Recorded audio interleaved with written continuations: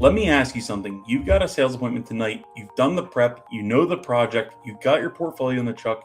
You are ready. But here's what most remodelers never ask themselves before they knock on the door. Does this homeowner already trust me? And am I starting from zero? Because here's the truth that nobody in this industry wants to say out loud. Most remodelers lose the job before they even sit down. Not because their price was too high, not because their portfolio wasn't good enough, not because the homeowner went with their cousin.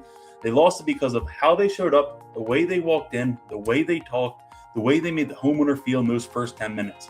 And that's what we're covering today. I'm going to walk you through the entire in-home sales appointment from the moment you pull into the driveway to the moment you leave.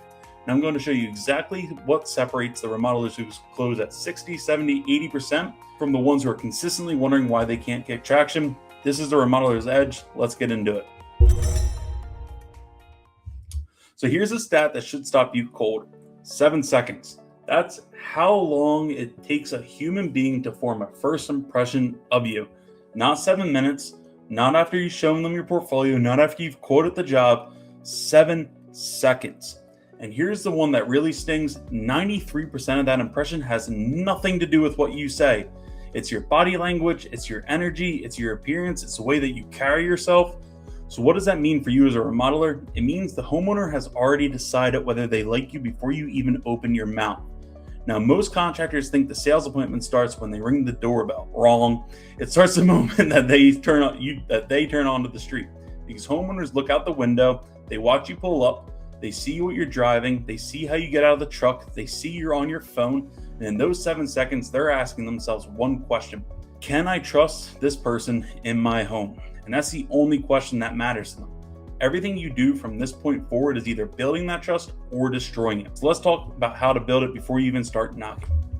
Before we even get into the appointment, let's talk about what happens the night before, because this is where most remodelers completely drop the ball. They treat a sales appointment like a job site visit. Just show up, look around, give a number. That's an amateur move. The pro does their homework. So step one, we're going to do some Google Maps recon. So I'm serious, pull up the satellite view, look at the neighborhood, look at the house, what kind of cars are in the driveway, what does the landscaping look like? Is this house well maintained, or does it look like they've been putting off this project for years? This tells you a ton about the client before you ever even meet them. Are you walking into a $30,000 kitchen or a $150,000 kitchen? The neighborhood will typically tell you. Step two is confirm the decision makers are there. This is huge. One of the biggest time wasters in remodeling sales is what I call the one-legged appointment. You show up, you do your whole pitch, you build rapport, you give a ballpark, and they say, I need to talk to my husband, and you're done. You just wasted 90 minutes before every appointment. You should confirm, will everyone who's involved in this decision be there? If the answer is no, you should reschedule. That's a non-negotiable. Step three, review your call notes. You took notes when you booked this appointment, right? What's the project? What's the common pain you heard over the phone? What did they say they were most frustrated about? Know this cold before you walk in. Because when you walk in and say, you mentioned on the phone that you've been dealing with that leaking bathroom for 2 years, that person feels hurt. They feel like you actually care, and that's a massive signal, a trust signal. Step four, kit check. Make sure you have the portfolio or leave behind with you, a tape measure, notepad, business cards, shoe bag. We'll talk about all of these, but do not show up without them. Preparation is not optional. It's the difference between a professional and a guy who just drives around giving free estimates. All right, so you've done your prep. You're on your way. Let's talk about the arrival. Your truck is a billboard. I don't care if you got a brand new F-250 or a 2012 Silverado. What matters is that it's clean, it's organized, and it doesn't look like a dumpster on wheels. I've talked to homeowners who told me they almost canceled the appointment when they saw the contractor's truck. Mud caked on the sides, tools falling out of the bed, fast food bags visible, and coffee cups visible through the truck. That's not a truck, that's a warning sign. If you have a wrap truck, great. Make sure it's clean. If you don't have a wrap truck, that's fine too. But it needs to be washed. It needs to look like it belongs in the driveway of the home you're visiting. Now, where should you park? Park on the street, not in the driveway, not blocking the garage, on the street. Why? Because parking in the driveway is presumptuous. It's their space, you're a guest. Parking on the street signals respect. Arrive 2 to 3 minutes early, not 10 minutes early. That's awkward. Not 1 minute late, and that's disrespectful. 2 to 3 minutes early. You pull up, you take a breath, get your head right, and you walk up. And here's the biggest one, get off your phone. When you walk to that door, your hand should be free. Your phone should be in the pocket on silent, not in your hand, not pressed to your ear, because if they're watching you from the window, and they are for the most part, The last thing you want them to see is you finishing a call as you ring their doorbell. You are walking into someone's home. Start to act like it. Now, let's talk about what you're wearing. I know some of you are rolling your eyes right now. I'm a remodeler, I'm a contractor, I don't need to dress up. And you're right, you don't need to dress up, but you do need to dress appropriately. And those are two very different things. So let's go through the spectrum. On one end, you've got the guy in the full suit and tie. That's a car salesman. Homeowners don't trust that. It feels slick, it feels like you're trying too hard. On the other hand, you got the guy in the dirty t-shirt and jeans. That's a laborer. And while there's nothing wrong with being a laborer, that's not the identity you want to project at a sales appointment. You're not there to swing a hammer today. You're there to earn a six-figure contract.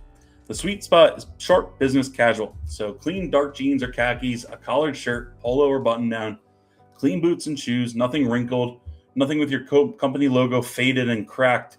And here's the rule I want you to write down. Dress one level above what you think is necessary.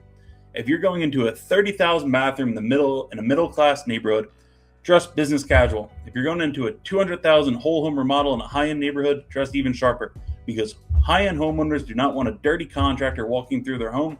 They want someone who looks like they belong there. Your appearance is a signal. Make sure it sends the right message. This one's a non-negotiable, and I don't care about what you think. Take your damn shoes off.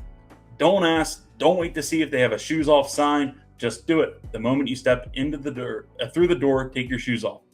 And here's why this matters more than you think. When you take your shoes off, you're communicating something that the homeowner without saying, or something to the homeowner without saying a single word. You're saying, I respect your home, I am a guest here, and I understand this is your space, not mine. That is a massive psychological signal because most contractors don't do this. Most contractors walk right in with their work boots on, tracking whatever they've been walking through all day across the homeowner's hardwood floors and carpet. And the homeowner notices. They might not say anything at first, but they notice.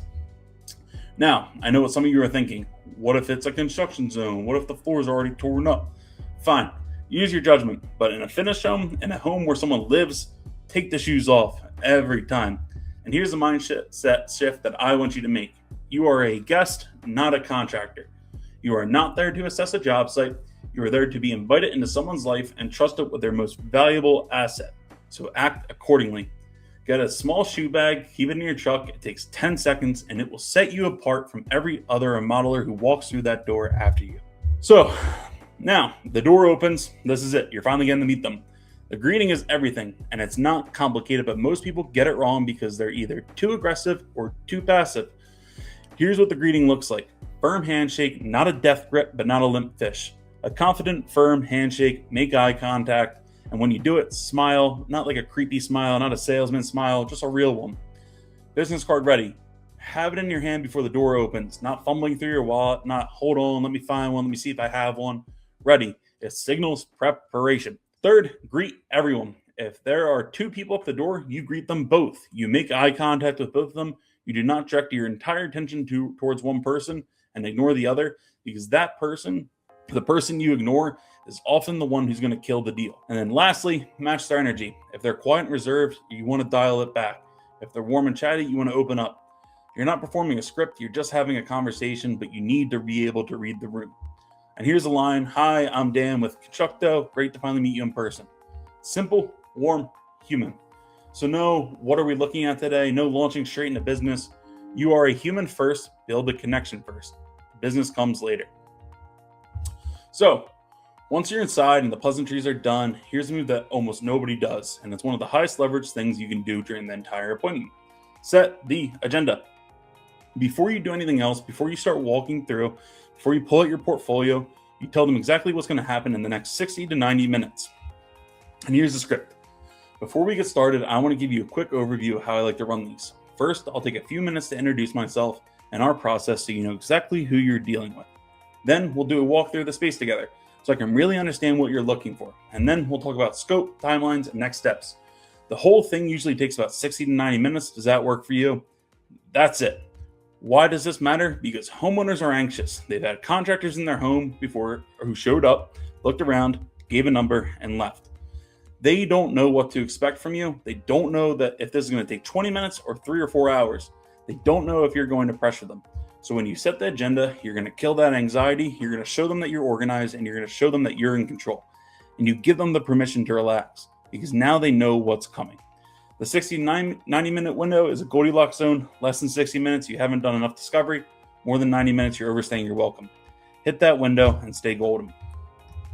Now, that the agenda is set, this is your moment to establish credibility before the walkthrough.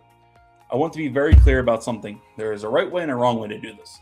The wrong way is to spend 20 minutes talking about yourself. We've been in business for 15 years. We've done over 500 projects. We're licensed and insured. Nobody cares. Every contractor says that. It's just noise. The right way is to show, not tell. So let your work speak for you. Pull out your portfolio, not a generic portfolio, a curated one. Specifically choosing projects that are similar to what this homeowner is trying to do. If they're doing a kitchen, show them kitchens. If they're doing a master bath, show them master baths. Make it relevant. And here's the power move. Tell the story behind the photo. So don't just flip through pictures and say, oh, this is a kitchen we did in XYZ neighborhood last spring. The homeowners had the same challenge you described. The layout wasn't working for how they actually cooked. Here's what we did. Now you're not showing a photo, you're telling a story. And the stories build trust in a way that specs never will. Also, use client testimonials if you have them, not just star ratings, actual quotes. So here's what John Smith said after he finished the project. Social proof is one of the most powerful trust signals that there possibly is. And finally, show them your process map. A simple one-page visual that shows them exactly how a project goes from the first meeting, that meeting that you guys are currently on, to the final walkthrough. This removes all the mystery. Homeowners are scared of remodeling because they've heard horror stories. And when you show them a clear, organized process, you immediately start to differentiate yourself from every contractor who just figures it out as they go. Trust is built on evidence, so we want to give them the evidence. All right, let's talk about something that sounds small, but is actually massive. Take notes visibly. I don't mean record the meeting on your phone, although I'll get to that in a second. I mean physically take out a notepad and write things down while they're talking. And here's why this works.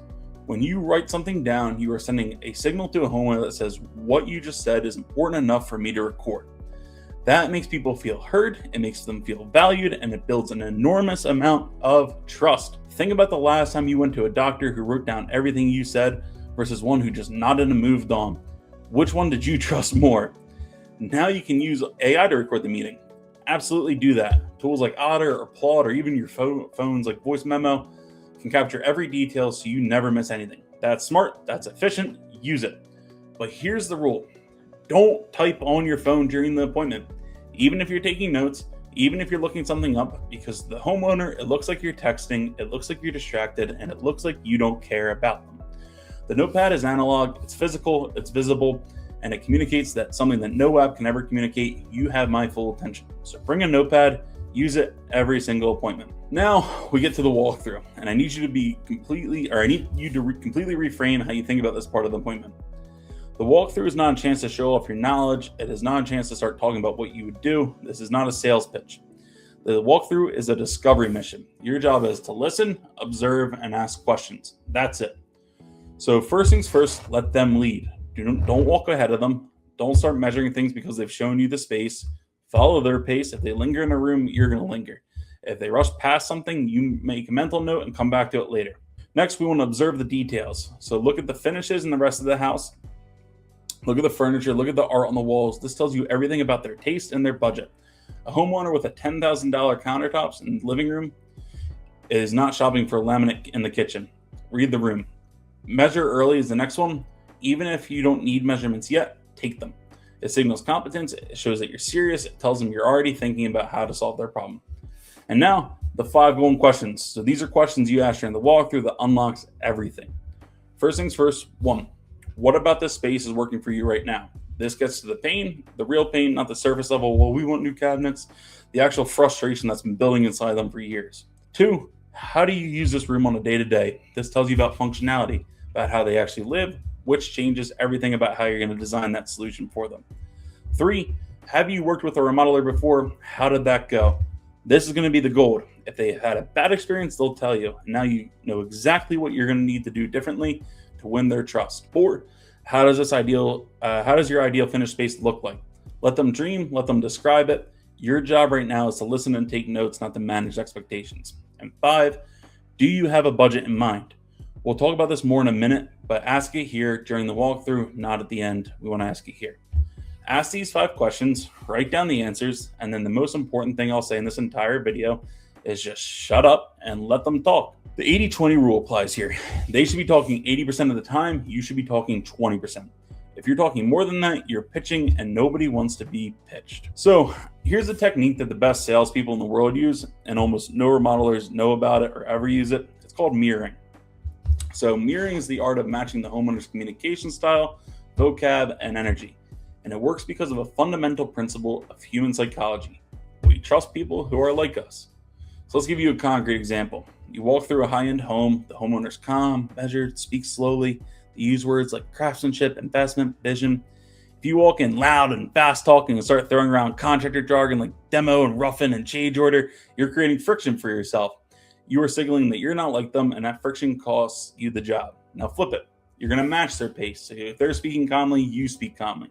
You use their vocabulary. You say investment instead of cost, which you should always do, but some of you guys don't. You say open up the space instead of demo that wall. You say our trade partners instead of subcontractors, and suddenly you feel like someone who understands them, someone who belongs in their world. So here's a vocab swap that I want you to practice. So instead of saying we need to demo this wall, say we'll open up that space. Instead of a change order, say we can adjust the plan to include that. 3, subcontractors, just say our trade partners. These are not just word games, they are signals, and every signal is either going to build trust in your favor or erode it. Match their energy, speak their language, be a chameleon, and watch what happens to your close rate. Okay, so here's the conversation that makes most remodelers sweat, the money talk. And I'm going to give you something that might be uncomfortable if you're waiting until the end of the appointment to bring up budget. You're wasting your time and theirs. Here's the fear that most remodelers have. If I ask about money too soon, I'm going to scare them away. They'll think I'm just after their wallet. Here's the reality. Homeowners want to know if they can afford you. They're sitting there in their home wondering if this conversation is even worth having. They want someone to bring it up. They're just too polite to do it themselves. When you avoid the budget conversation, you're not being respectful. You're just being a coward. And you're setting yourself up to spend 3 hours designing a proposal for someone who has a $20,000 budget for a $60,000 project. And bring it up during the walkthrough. Not aggressively, not awkwardly, just naturally. Here's a script to make sure I'm pointing you in the right direction. Do you have a rough budget in mind for this project? That's it. Simple, direct, respectful. And then, this is critical, just shut up and listen. Ask the question and wait, let them answer. Don't fill in the silence, don't soften it, don't add because we can work with any budget. Just ask and wait. Their answer is going to tell you everything. It's going to tell you whether this is a real lead or a tire kicker. It tells you what level of finishes to recommend. It tells you how to frame the proposal. So budget early, every time, no exceptions. So now here's where most remodelers make a critical mistake. They get to the end of the appointment. The homeowner says, what do you think this is going to cost? And you will say, I have to put together a full proposal and get back to you. And then they wonder why the homeowner went cold. Here's what's happening. Silence is the enemy. And when you refuse to give a number, the homeowner fills that silence with their own number. And it's usually really, really, really wrong. And it's usually way lower than reality. And when the proposal comes in at $60,000 and they were thinking $25,000, you've lost them. Not because of price, because of the shock. So the solution is to anchor the price before you leave.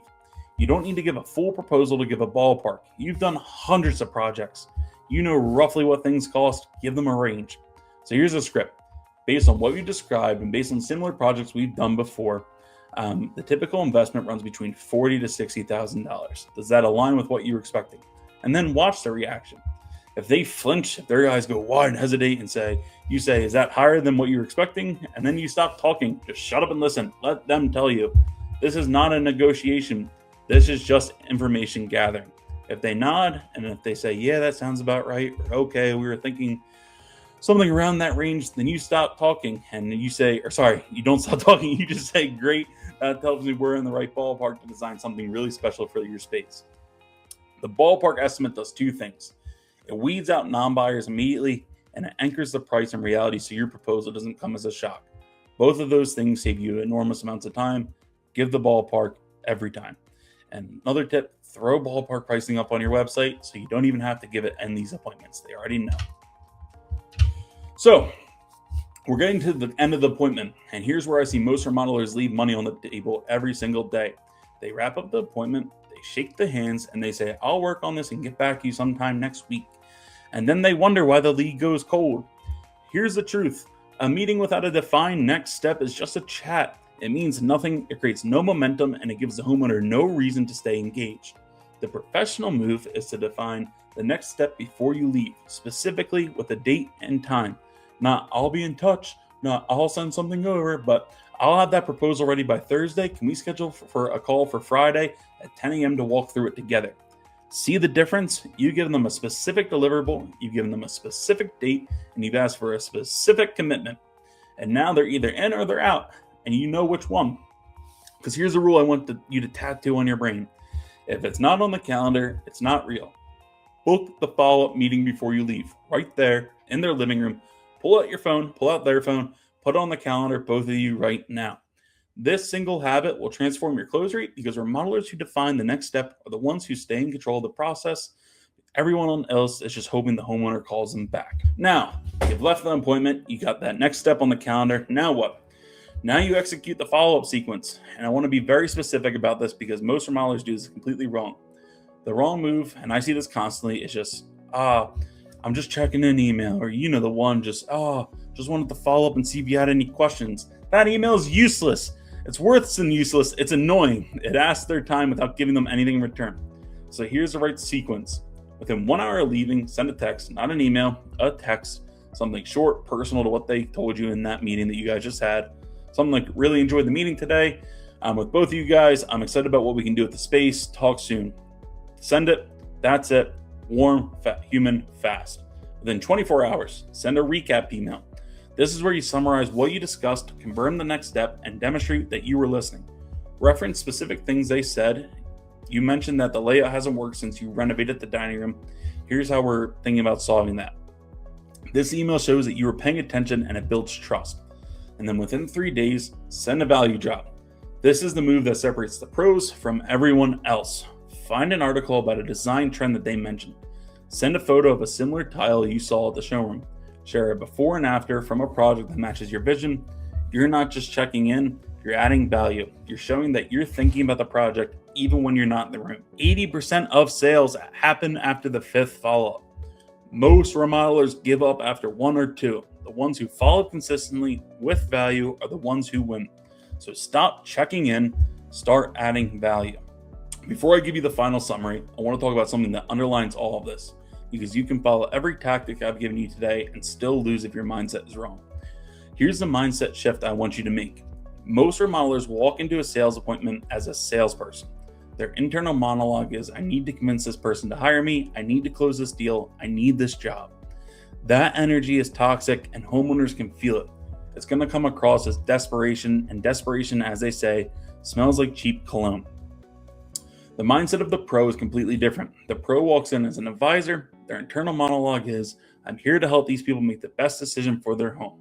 My job is to understand their problem and tell them honestly whether I can solve it. And if I can't, to point them in the right direction. That's it.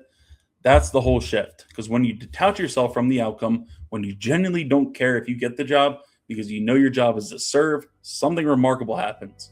You become more confident. You're going to ask better questions. You listen more. And you stop trying to close and start trying to help. And paradoxically, you're going to start closing more jobs. Marcus Sheridan talks about this all the time. The companies that are the most transparent, the most honest, the most willing to say, here's what we can't do, those are the companies that win. Because trust is the only currency that matters, and it matters more than ever now. So detach from the outcome, show up to serve, and the close will take care of itself. All right, let's bring it all together. Here's your appointment checklist. Print this out, laminate it, put it in your truck, use it before every single appointment. So pregame, review your call notes, do your Google Maps recon, confirm all decision makers will be present. Do a kit check, portfolio, tape measure, notepad, business card, shoe bag, phone charge, phone on silent. Arrival, clean truck parked on the street, phone in the pocket, hands free, shoes off at the door, firm handshake, eye contact, greet everyone, and set the agenda within the first 5 minutes. Discovery. Ask the 5 golden questions, listen about 80 to 20%, take notes visibly, observe the home, and then mirror their language and energy. The money talk. Let's bring up budget. During the walkthrough, give a ballpark range, gauge their reaction, and anchor the price. Closing, define the next step, get a specific date and time, book it on your calendar before you leave, and leave on a high note. And then follow up, text within 1 hour, recap email within 24 hours, value drop within 3 days. This is the system. It's not complicated because it requires discipline. requires you to do the same thing the same way every single time, because that's what professionals do. So now, the 10 commandments. So consider these your non-negotiables, the rules you don't break ever. Number 1, thou shalt not take thy shoes. Oh shoot, these are out of order. All right, so commandment 1, thou shalt not take thy shoes. Every time, no exceptions. Commandment 2, thou shalt not park on the street, not the driveway, the street. Commandment 3, thou shalt not be late. 2 to 3 minutes early, not 10, not 1 minute late. Commandment 4, set the agenda before every walkthrough every time. Commandment 5, take notes visibly. Notepad out, phone away. 6, do not listen more than you actually speak. So 80-20, they talk, you listen. Commandment 7, discuss budget early, during the walkthrough, not at the end.